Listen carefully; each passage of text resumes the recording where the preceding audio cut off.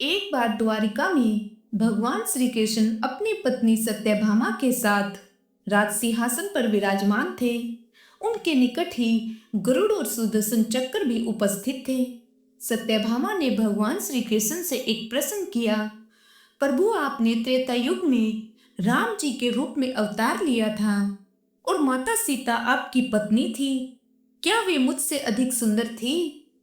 सत्यभामा का यह प्रश्न इस बात को दर्शाता था कि उन्हें अपने रूप पर अहंकार हो गया था।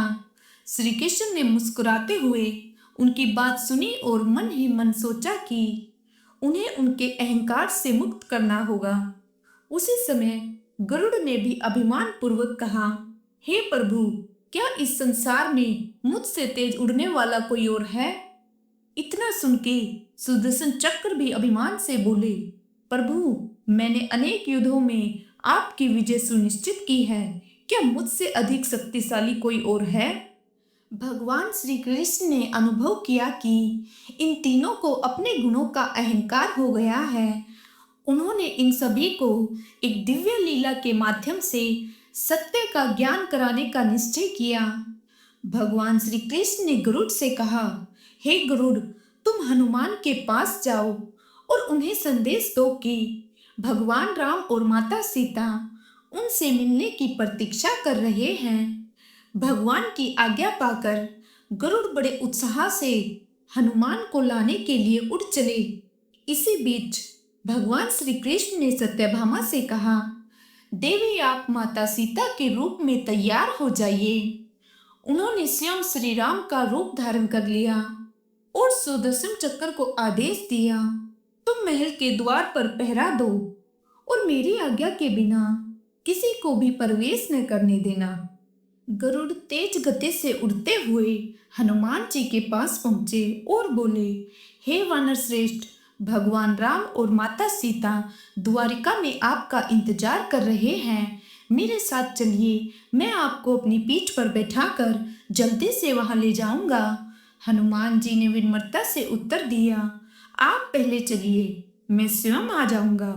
गरुड़ ने मन ही मन सोचा, यह वृद्ध वानर कितनी धीमी गति से चलेगा, मैं पहले ही भगवान के पास पहुंच जाता हूँ। यह सोचकर गरुड़ अत्यंत वेग से द्वारिका की ओर उड़ गए।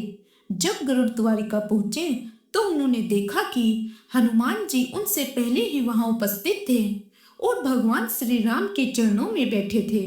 यह देखकर गरुड़ आश्चर्यचकित रह गए और उनका सिर लज्जा से झुक गया। भगवान श्री राम ने हनुमान जी से पूछा, पवन पुत्र, तुम बिना अनुमति के महल में कैसे आ गए? क्या सुदर्शन चक्र ने तुम्हें रोका नहीं? हनुमान जी ने मुस्कुराते हुए उत्तर दिया, प्रभु, इस चक्कर ने मुझे रोकने का बहुत प्रयास किया, इसलिए मैं इसे अपने मुंह में दबा कर आ गया। यह कहते हुए हनुमान जी ने सुदर्शन चक्र को अपने मुंह से निकालकर भगवान के चरणों में रख दिया। सुदर्शन चक्र यह देखकर लज्जित हो गए और उनका अहंकार चूर चूर हो गया।